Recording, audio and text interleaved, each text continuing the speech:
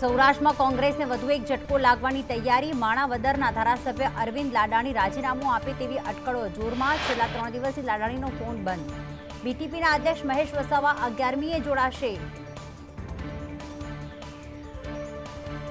બીટીપીના અધ્યક્ષ મહેશ વસાવા ભારતીય જનતા પાર્ટીમાં જોડાશે.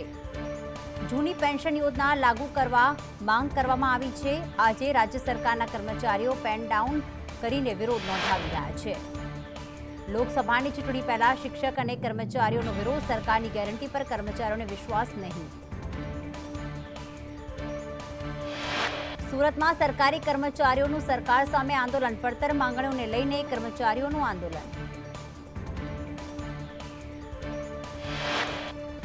તો વડોદરામાં ચૂંટણી પહેલા સરકારી કર્મચારીઓ લડતના મૂડમાં. સરકારી કર્મચારીઓ પેન ડાઉન, ચોક પણ ડાઉન.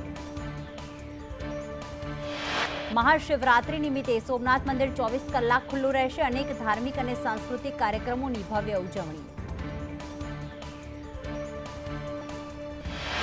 જૂનાગઢના ભવનાથમાં મહાશિવરાત્રીના મેળાનો પ્રારંભ. મહાશિવરાત્રીના મેળામાં સાધુ સંતોએ ધૂણી દખાવી.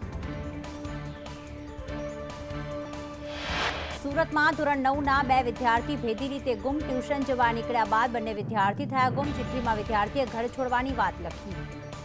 તો અમદાવાદમાં નરોડા પાટિયા વિસ્તારમાં સિટી સેન્ટર આર્કેડના ભોયરામાંથી એક્ટિવાની ચોરી. પોલીસ સીસીટીવીના આધારે તપાસ શરૂ કરી.